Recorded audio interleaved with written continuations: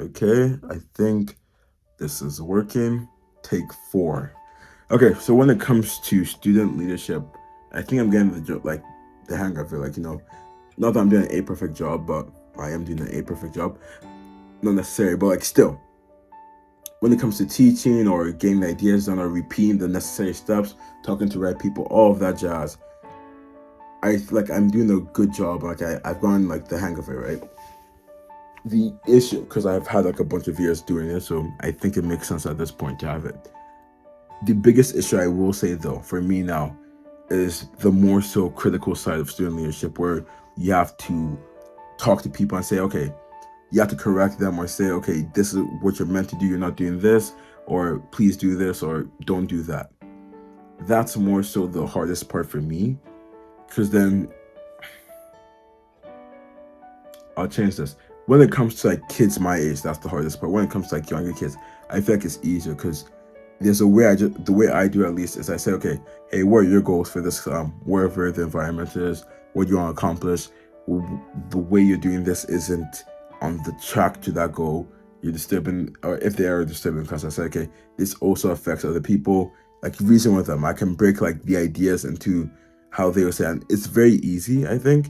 Like often I don't think it's I don't dumb it down, but more so I just put into perspective, right? And I guess that's what I should do with people my age as well. So then, when it comes to like student peer stuff, like, gosh, I can't speak.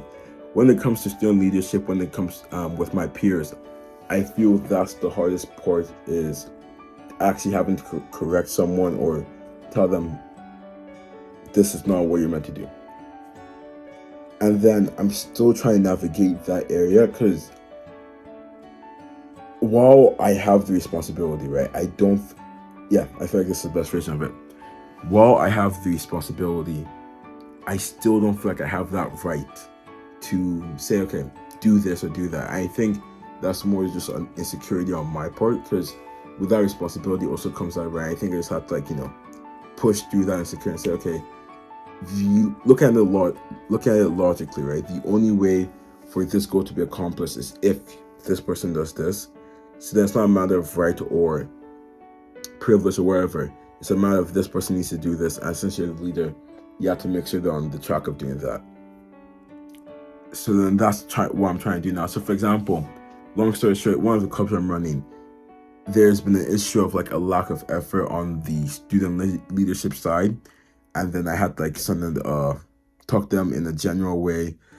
The best advice I have for that on my part is just try and be like, don't ever say, oh, this person in a mass email, right? In the email to like everyone in the group, never say, oh, this person is doing this, I'm doing this person is doing that. Just like never play the blame game, in my opinion. If you need to talk to someone, go talk to them in private.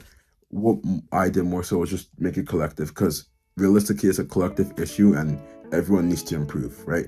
The degrees to which people need to improve are different, but improvement is needed nonetheless. But yeah, I'm still trying to navigate that area. So actually doing this video kind of helped me because I think the most logical thing to do is the same stuff you do with children, like the way I do it when I'm like babysitting or doing teacher stuff. It's more so just trying to put in perspective, and then gosh, it's so weird because this is like it's always the part of student leadership you hope that doesn't come up, but then it eventually, well, while rarely, it still comes up every once in a while. So I'm still trying to navigate. I guess that's the log. I'm trying to figure out a way. What I did now is just a collective email. Hopefully I'll track the progress.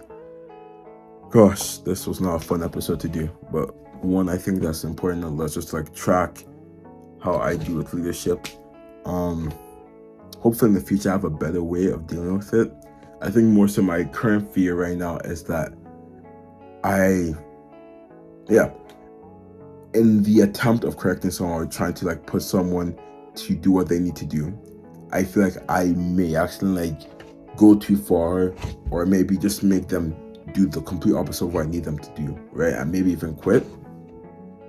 So I think that's maybe my fear with student leadership. I also don't like talking too much. That's the honest truth. I know this feels like saying that and having project fails feels weird, but I don't like talking too much if it's not necessary. And I do feel sometimes with certain people it can be that way. So I try to avoid those scenarios. But I'm still trying to navigate it. And I think what I'm just gonna do, right, besides what I've already done in the future, is more so just do the same practice I do with when I'm babysitting or doing the teaching thing with younger kids, and just break it down and say, okay, hey, what are your goals? Shift the idea into their perspective, or shift their perspective, and then see how it goes from there.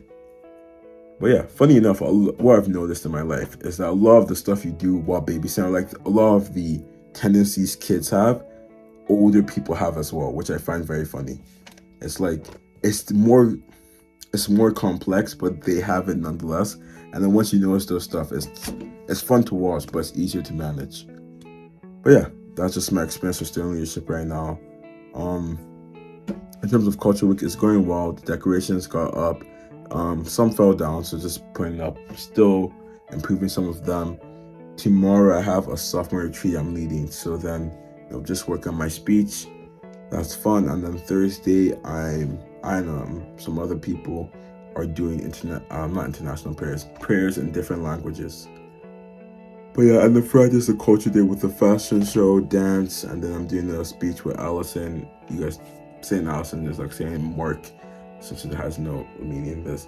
But that's pretty much my schedule. So it's not bad. It's actually looking kind of nice. A lot more speaking than I thought I was gonna have to do, but it's fun getting back into speech and whatnot. But yeah, okay. I think I've talked too much, but that's pretty much. I guess this counts as a dialogue because it's nothing really more than that. So that's just the dialogue for today. Have a great day. I want to mix a dog pun in there, but it didn't work. So have a great day.